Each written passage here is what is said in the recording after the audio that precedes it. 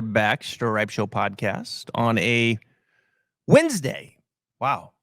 Already to Wednesday. I'm your host, Travis Fulton. Thank you for making us part of your day. Hope you enjoyed the podcast earlier in the week, Monday and Tuesday. Good stuff yesterday. Keith Stewart, live from Olympia Fields up in Chicago.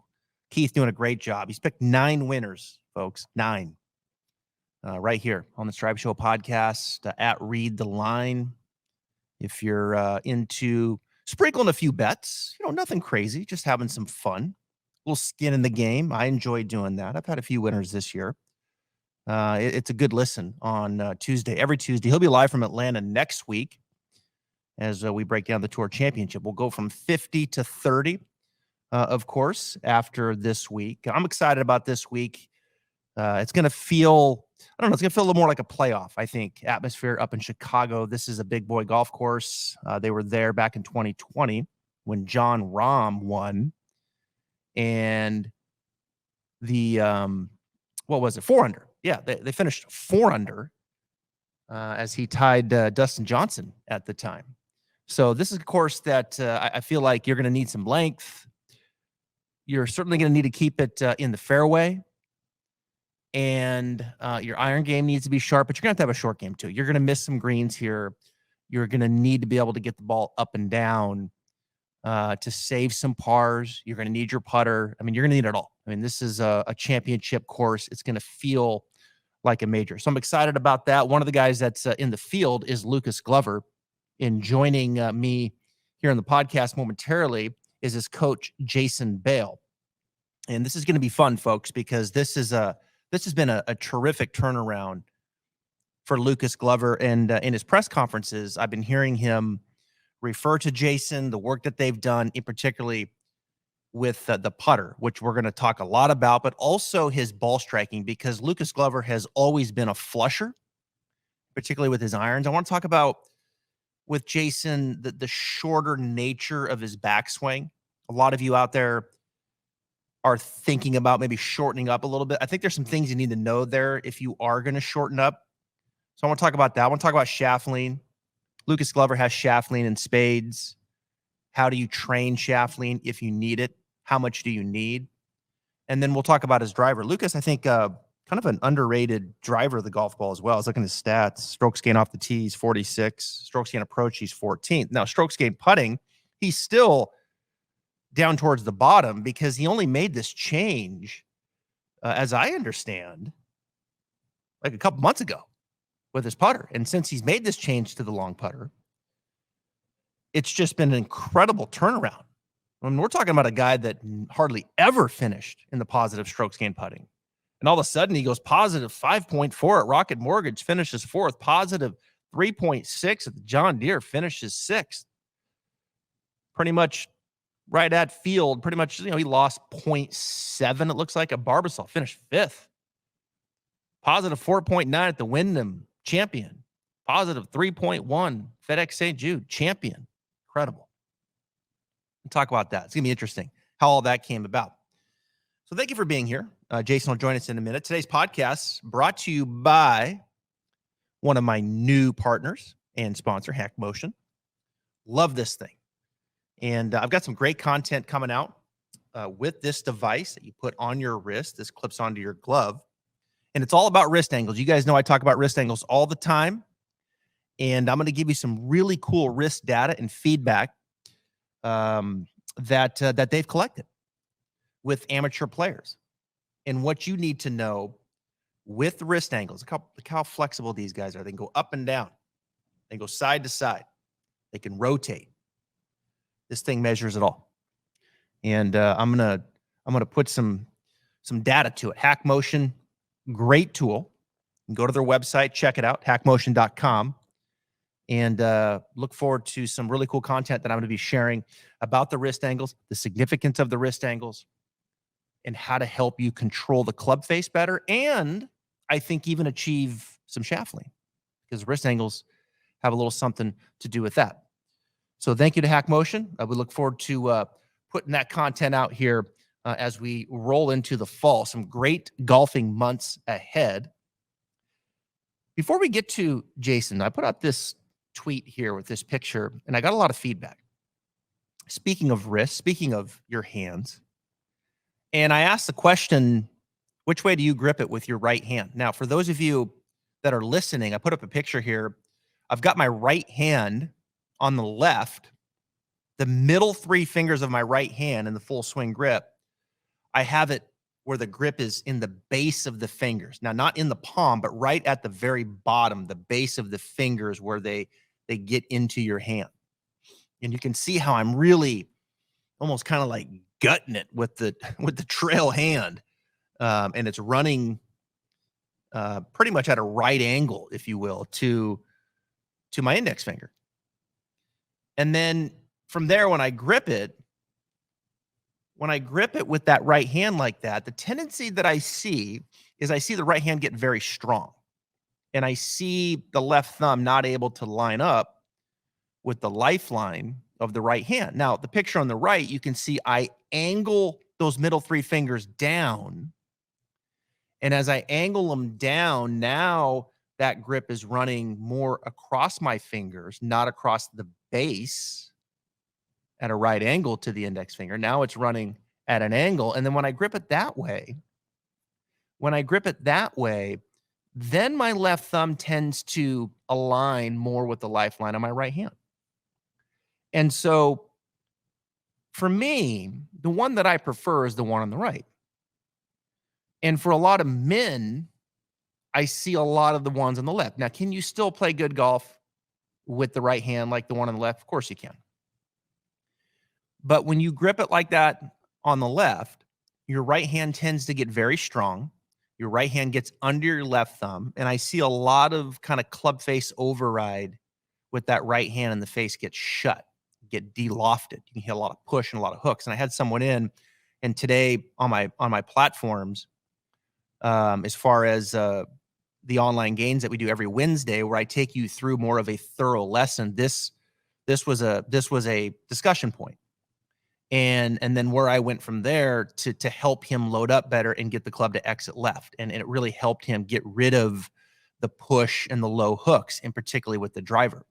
And oftentimes it starts with the right hand. So when you look at the one on the right, that diagonal across the middle 3, I like the left thumb running more parallel to the lifeline of the right hand. I like that left thumb to fit in the lifeline of the right hand and really cover. I'm going to see if I can.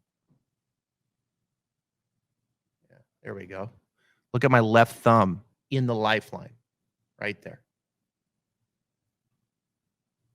And then covers it up. I also like short thumbs. Look at this. So I'm pinching my thumbs together with my index finger.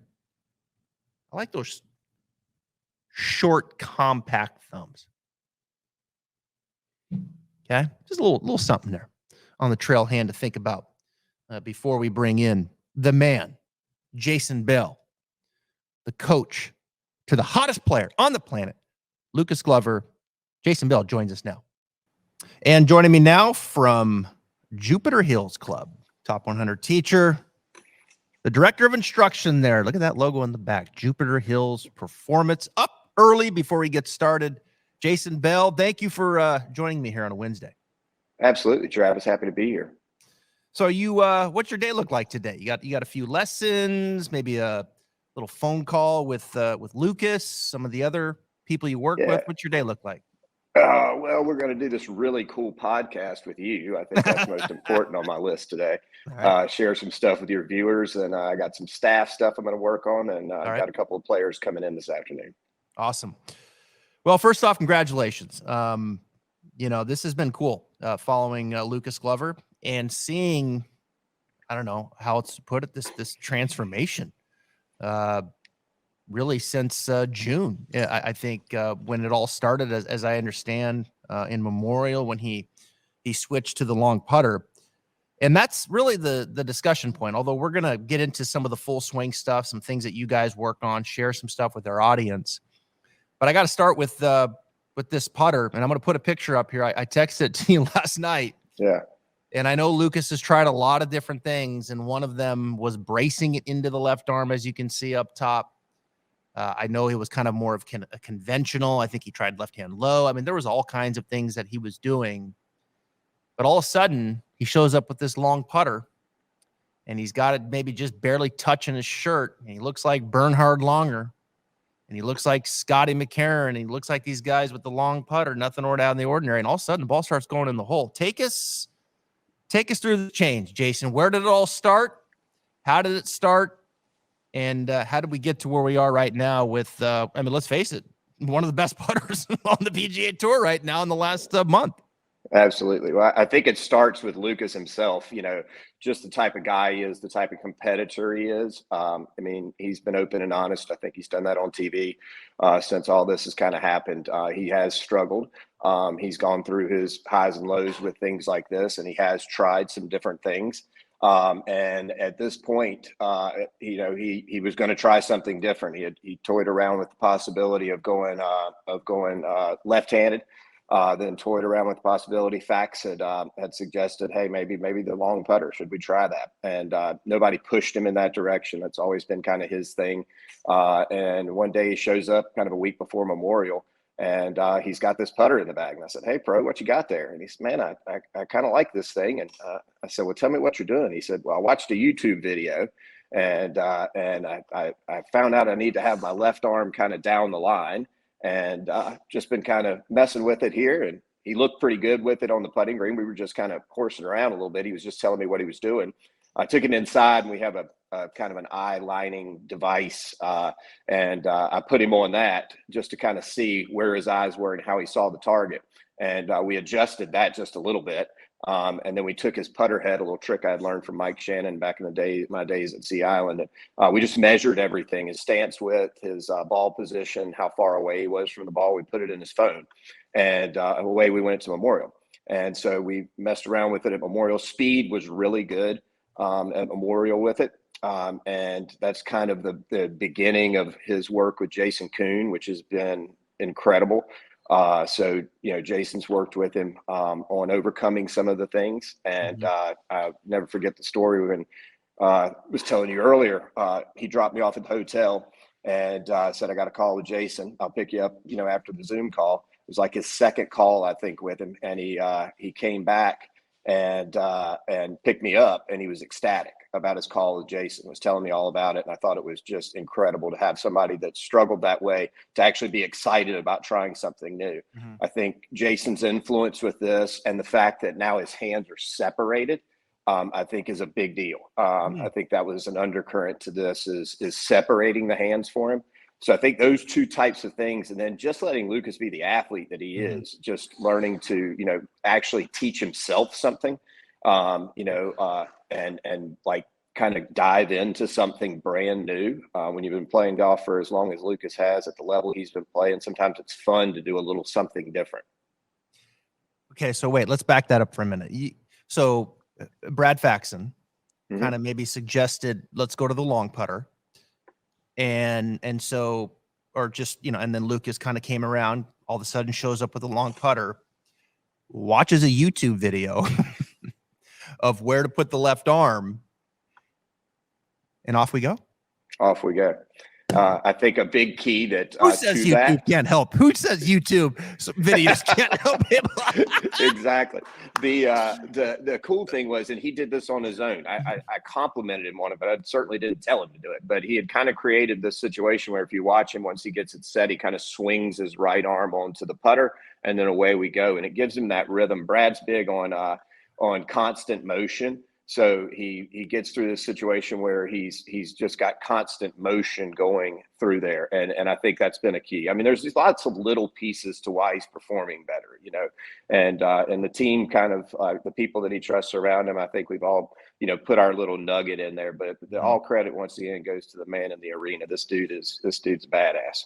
He is. He's awesome. I mean, he's a great story. I think it's one of the best stories for me that I can remember 100%. In a while. It really is, because I was telling you before we came on and texting with a friend of mine at Golf Channel, and I was saying, can you imagine showing up to a tournament and being one of the best ball strikers in the world and knowing that you have absolutely no chance to win because you can't putt. Like you have the yips, and you can't control that in some ways, right? But yet the full swing, you're one of the best in the world. Like you are elite. It just has to be so frustrating. And yet Lucas continued to grind and keep his card and keep going and go back to the Corn Ferry Tour and then come back up and the fight and the grind. I have so much respect for that. And yet here he is now coming out on the other side, walking down the other side of the bridge with this long putter and succeeding and winning. And you put him in that final group with a chance to win. Lucas knows how to win. He was a major champion. And so it's really cool to see. Look at this picture that I have. All these things that he tried. Could it be any different? That one up top, the bracing into the left arm. That top middle picture might be one of the best one of the craziest pictures I've ever seen in putting. What did you say before we came on? What does that picture look like? It looks like a great spot for a trap 8-iron there to hit a little draw, that middle top. Well, Lucas, he's got Shafley and spades in the full swing. We'll get to that here in a second. But then he goes, you said something interesting here. He split the hand, right? And so yes. the top one is all about hands together, bracing, rigid, don't move. Where the one on the bottom, it's like, no, split your hands, go ahead and kick your elbow out. And it's like completely different. And would you say because of that, it just kind of flipped the switch mentally, brand new chapter, no history, let's go? And is that something that maybe Jason helped him with? Absolutely. There's no doubt. Jason Kuhn's been a huge part of Lucas's success and deserves a ton of credit. And Lucas obviously deserves the lion's share of that. I was having lunch with my wife during Barbasol, and the highlights of, I think, his Friday round came up on television. And I texted Lucas because he was rolling in putts and playing great. And I said, "Hey, pal, that putter's looking pretty good in your hands." And he texted me right back and said, "That putter is now a weapon, my friend." And I was like, that's something cool. That is absolutely something cool to take a part of your game that obviously needed some work or obviously needed some change, and to actually turn that into a weapon. I think that was evident on Sunday. Didn't have his best ball striking game, and he was able to hang in there with the putter, which is just not something he's been able to do in the last several years. And I just give all the credit in the world to him, and obviously what Jason's done, and Fax's suggestion, and just his willingness to go a different route. Yeah, I talked about that on Monday. I said, look, I think Lucas won the St. Jude with the short game and his putting. He only gained 0.9 off the tee, 2.5 approach. That's pretty conservative numbers for Lucas, but yet he was +3 around the green and putting. Wyndham, well, that was vintage Lucas, +4 off the tee and +9 approach. You mentioned Barbasol. He was +10 strokes gain approach, which I think is a good segue into taking a look at his swing, because you helped him with this swing. This dude's a flusher. There's guys that when you walk the range on tour, you kind of just stop. You got to stop and watch. You got to stop and listen because the ball comes off the face. It's just different. All these guys are elite, but there's the upper tier of the elite when it comes to ball striking. And this man is one of them. Give us some insight, maybe some things you guys work on as we look at him strike his iron here. Well, to call me Lucas's teacher would be the dumbest thing ever. I don't need to teach this dude how to swing a golf club. He's pretty doggone good at it. I think what we do mostly is, he's had great coaching all his life. He started out with Dick Harmon, and he's had other great coaches. All I try to do is maintain things. We've worked over the last 14 months to kind of create a language and a way we check things. We're huge on setup, huge on, gripping the club square, just allowing Lucas to be Lucas and move like he has. Colby Thierry's done a great job with his body. Lance Gill's helped us with some of the 3D stuff. So it's really just a team effort of trying to maintain and make sure he can do what Lucas does. So, drawers of the golf ball, especially elite ones, faders are the same way, just the opposite. if you kind of hit one shot shape, 90% of the time, the tendency for the drawer is going to be the club gets a little too under the right forearm. His right bend with his upper body through the ball can get a little too far back, and then his right foot will kind of get glued to the ground. So when we first started working together, he had a lot of that in there, and would kind of hit this shallow fat. So the path would get a little too far from the inside. The attack angle wouldn't go quite as down. And his right bend was just probably a little too much. And so it's been said on TV, like I like for faders to hit draws to make their fade better. And I like drawers to hit fades to make their draw better. I think the ability to kind of have an alternate shot to kind of balance out the swing is huge. And so at Memorial, we really got into that a little deeper. Just, hey, man, I really need you to cover this thing. I really need you to get on top of it. I need you to move the divot further forward. And Lucas, being the badass that he is, jumped right in and did it. And I think that's kind of crept all the way through this little run, as he's just kind of stayed a little bit more on top of it. I've even seen the shot that we work on as a drill shot kind of show up in some of these shots that he's played in tournaments. I think it was Barbasol on Friday. He kind of moved to the right side of the tee on a par 3. There was a front right flag, and he hits this kind of little holder in there to a front right flag, 6 feet, makes birdie. So I think the cool thing is for him to take a shot that was a drill and meant to balance something out and actually put it into play. Same thing happened on Sunday at Wyndham, a little flat kind of bleeder 3-wood into 17 fairway. It was just beautiful to see. So proud of him for things like that. So when you look at the swing here, and his natural shape is a draw, and you look at, Lucas gets that shaft to lay down so perfectly. But it can get maybe a little under the right arm at times, and then it gets a little shallow.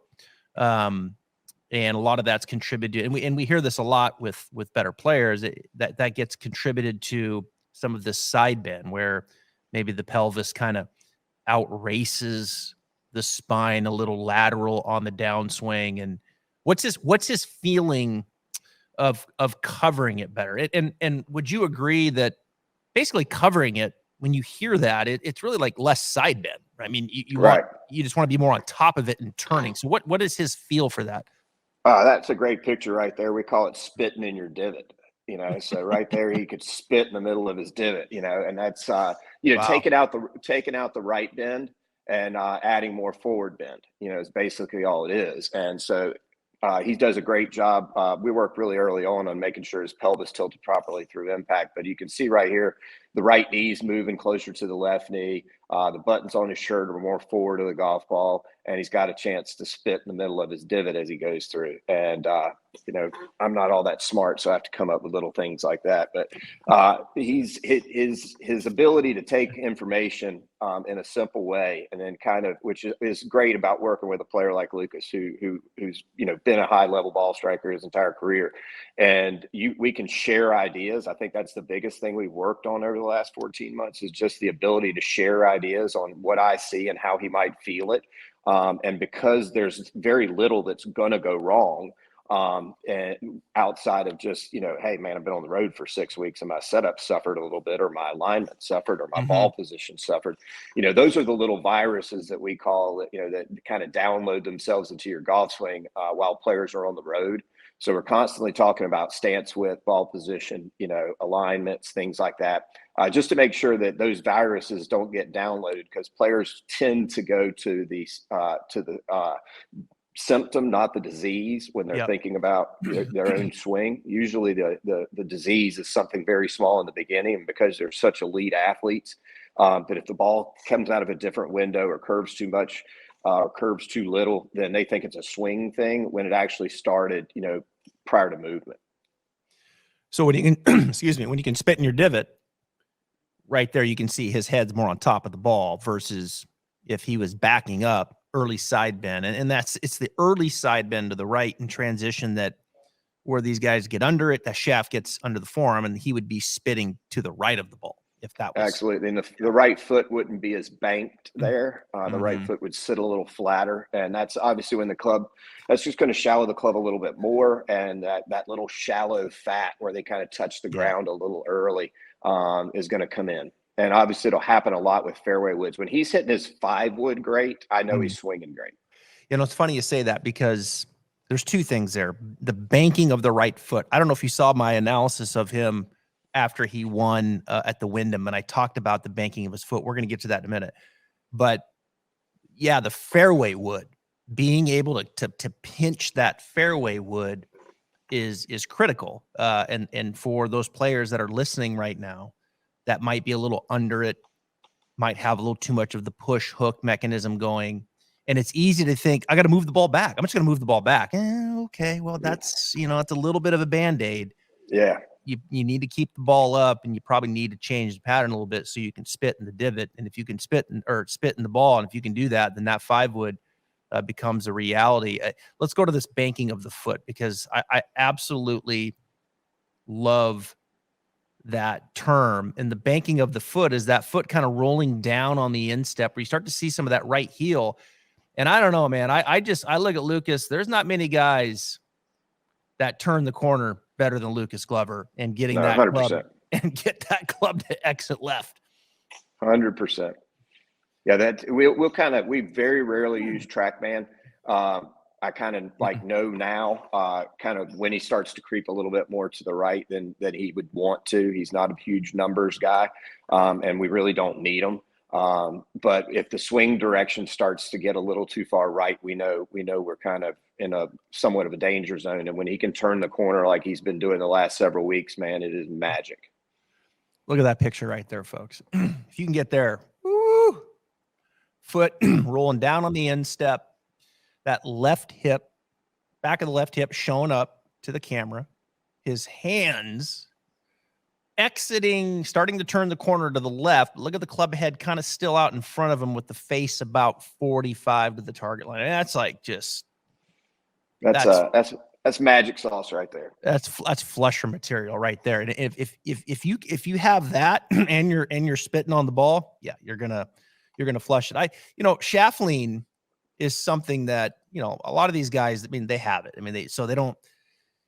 You oftentimes don't have to worry about putting more shaft lean into a professional golfer's game. In an amateur world, you do. And there's a progression of, okay, at impact, the shaft's not forward, right? And the shaft's, in fact, it's leaning back. You're adding loft to the face. And so you go down this path with a player that I do in my studio every day with a player that comes in here and sure enough needs shaft lean as an amateur. And you see it in your performance center. And generally speaking, the more shaft lean you have, probably the better ball striker you are. Generally speaking. And so you look at this in Lucas Glover, and this guy's got shaft lean in spades. What's for the audience and the amateur who flips it? They know the handle's leaning back.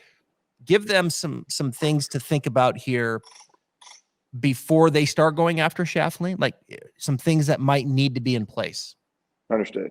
Yeah. So one of the big things, and when I'm teaching amateurs is that have a lot of that extension to the left wrist on the way through, is that they haven't gripped the club squarely. So they haven't matched their grip to a square club face. And so the club face is 9 times out of 10 slightly closed, okay? And then they kind of shove their hands forward to make it look square at address. Mm-hmm. But if you just take them up and have them uncock their left wrist, they'll see that it's closed. So they're not encouraged at that point to try to lean the shaft and release the club properly or turn the loft down on it, because the ball would go left. So they're constantly coming in this way to try to open the club face to make it go up in the air and to make it go straighter at the target. So that's number one. If we're going to get somebody, like if you ever take a player, and you've seen it in your teaching career, there are very few of them that actually grip it too open at when they put their hands on it and they kind of set it open. They tend to be the ones that release it the best and take the loft off of it the best. And so that's one of the drills we'll do with a player like that, is have them grip it slightly open. And now you tell me how you're going to make this ball go straighter and how you're going to make this ball go a little lower. And dynamically, the loft changes. Obviously, the wrist angles change a little bit. Then you can start kind of working backwards. So that's always step one, since the club's the only thing that touches the ball. Yep. Like, how do we kind of understand that? And then secondly, if you want to lean the shaft, well, we've got to be able to rotate to the left. So we do some TPI exercises, or screens. We make sure that the left hip can take what we need to do, because if it can't, then we can release it a different way. We just may not lean the shaft. We may have to have a little bit different release, and just try to match up those pieces a little bit per the player. Every player should be a case study of one, Yep. And I've had some fun in my career with some different golf swings from the players I've coached. And it's kind of been fun as a student of the game, like I know your audience is to kind of learn different ball flights and different release patterns and stuff that work for these players, and try not to take those things away. Yeah. It's interesting. Because not everybody can fly open, right? Not everybody can rotate open. I can't. I mean, I've never been. I'm not very good at it as well. Yeah. Man. So it's, and so with that said, I can't, I'm not going to take on a lot of shaft lean, right? Yeah. Like Lucas, who can. And I think a lot of people like that we're always talking about turning. Yeah. I think Lucas is a great example of this. Lucas turns pretty well. I think one of the things he does even better than turn is tilt. And I think that, like from our amateur standpoint, the players that we're coaching, they may not be able to turn, obviously, as elite as a touring professional, but there's a lot of touring professionals that don't turn that well. Okay. But the ones that don't turn very well tilt very well. Mm-hmm. Yep. Yeah, it's well said. It really is. I like this little tool. I've been, I'll use Hack Motion, and to get a sense of wrist angles, kind of helps students understand wrist angles better. It helps them understand, this up and down movement, older and radial. It helps them understand flexion extension. It helps them understand the rotation phase of things. And I think, again, generally speaking, this is because not everybody can be bucketed into one thing, right? But just generally speaking, when you look at a player who struggles with shaft lean, they don't have any and they throw it. You'll see a player who will rotate the face some. They'll take on a fair amount of that extension and radial at the top, and then they have a hard time kind of overcoming that, if you will, on the downswing to achieve a reasonable, playable shaft lean that will elevate the ceiling for them. So they come down either over it, or they'll come down and they'll throw it, and they sacrifice shaft lean to kind of offset that face, because when that shaft leans back, the face will go through this closing mechanism and look more left. So, and that's the cool thing about this, is it measures that and it gives them that real feedback. And so then you change that pattern and you give them a sense of, okay, maybe here's a little more square, and you take a little bit of that radial and you take a little bit of that extension out, and you just kind of prepare the wrist angle earlier. Absolutely. Earlier, not late. Yeah. Right. And you get it prepared earlier. Now, all of a sudden, it's like, okay, that changes the game, because now I don't have to overcome some of these things that I had before, and I can kind of bring it down, and your body starts to respond differently. So I love the idea of the concept. It goes back to an old golfing machine term of a hands controlled pivot and educating your hands. And I think that's the cool thing about this thing, Hackbo, is you start educating your hands, and you start to get a sense of the difference of what I was doing and what I am doing, and getting feedback, and starting to prepare things earlier, whether it's going back or maybe even coming down in transition. And then all of a sudden, wow, I can be a little more instinctive through impact, and voila, I've got more shaft lean. Yeah, we call that getting organized. It's just like, there you go. You want to organize the backswing and organize the wrist position so that there's less to do on the way down. Yeah, 100%. And I think a big misnomer with amateur golfers is understanding there's a difference between, toe past the heel and top edge over bottom edge. Anytime you kind of take them down and you're teaching them some better wrist angles or something from from top of the backswing to impact, top over bottom, okay, is way different than toe over heel. Good stuff. Good stuff. So you're saying, Jason, because there's a lot of people that tell me the backswing doesn't matter. It matters. Getting organized up there is a great way to be.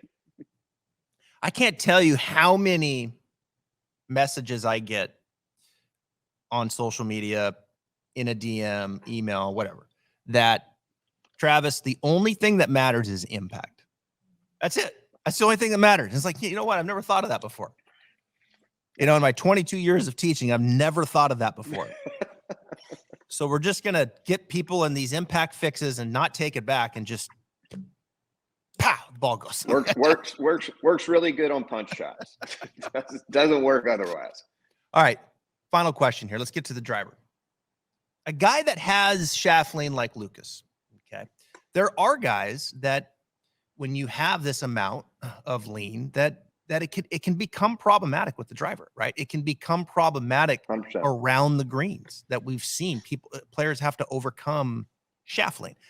This is a high level issue, but is it ever a concern with you, with someone who does lean it like Lucas, that when you start getting to the driver that there's some things that we got to make sure we're doing with the driver that might be a little different than the iron to complement his natural wrist angle behavior? Yeah, so great point there, because one of the things Lucas has shared with me is when you're working with elite players like this, like learning their ball flight is huge. It may not, some players that may not be your ideal ball flight, but they just love it. And I think, Lucas explaining to me early on when he hits shots what he likes. He always tells me that he drives it better when it's flatter. And so if he likes it flatter, I'm gonna play to flatter. I'm gonna coach to flatter. So the driver loft obviously means something, matching that up to what his wrist angles are going to do. And because if we gave Lucas a driver that that didn't have enough loft on it, the next thing I know, he's working right bend more to kind of get it up in the air a little bit. So having him hit a driver with a little more loft's huge. And then understanding he doesn't mind hitting it flat. Now that doesn't mean he hits down on it. He doesn't. He comes in there pretty level and uses his elite wrist angles and squaring the face mechanisms that he has to hit the shots that he hits. So we haven't had a ton of problems with too much shaft lean in the driver, but I can see 100% your point where that could be in there. Is it fair to say that Lucas, with the driver relative to the iron, turns a little bit longer in the backswing? Like 100%. I know the club is naturally longer, but it just feels like when I watch Lucas, he makes a little bigger windup with the driver. Makes a little bigger windup. Colby's had a lot to do with that. When we first measured him on 3D, he didn't have a lot of thoracic rotation in the backswing. And if that happens, there's not as much time with the driver. So he makes a bigger move. He's able to stay a little wider with the driver. I think when he does that, the downswing happens, the transition happens a little slower. I was amazed this weekend, especially on Sunday under the gun, at his rhythm and his tempo. I know Dottie Pepper made a comment or two about that, and I thought it was spot on. That he could take his time to make a bigger turn. Now, Lucas isn't a guy. He told me very early on. I asked him, I said, "Are you interested in hitting it any further?" And he put his hands on his bag, on his irons, and he went, "No, I make my money with these." And I thought that was huge. Him knowing the type of player he is. So all we got to do is flat draw that thing in the fairway, and he's going to make some money. Yeah, you can see it. This has been awesome here today, and just talking through this and just real insight. The putter's fascinating in itself, but I just think Lucas Glover's swing is so good, and there's a lot of good discussion points, I think, for my audience.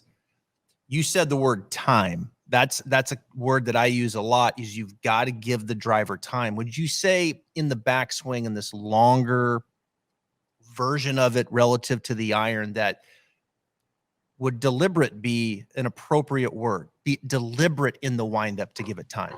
Absolutely. We talk about being deliberate and patient, having some patience in the transition. And when you're delivering the backswing and you complete your turn, if you watch on that video, the left knee will work a little bit more behind the ball with the driver. It's a bigger motion, and it gives him, time and space, I think, are huge in the golf swing. Just having enough time and having enough space to do your job. Wow, it's good stuff. I could talk to you forever, man. I can't believe we haven't. I can't believe we haven't done this before. You're not that far from me either, now. So no. If you ever want to just jump on 95 and head up here to Ponte Vedra, we can just set up shop here in my Sounds good to me, man. in my bay. I've got David Ledbetter coming in 2 weeks. We're doing this big event in here, and I've got 25 people. It's going to be a cool, intimate thing. So I think maybe this winter I'll have you up and we'll do a discussion. Absolutely love to do that, Travis. Well, this has been awesome, man. I can't thank you enough for your time. I know you got a busy day. At Jason Baile PGA, right? That's what you are on social. You're down there in Jupiter Hills. You get the Jupiter Hills Performance there at Jupiter Hills Club, top 100. Congratulations, man, on Lucas. This has been a really cool podcast. I appreciate it. Thanks so much, pal. Appreciate the opportunity to come on.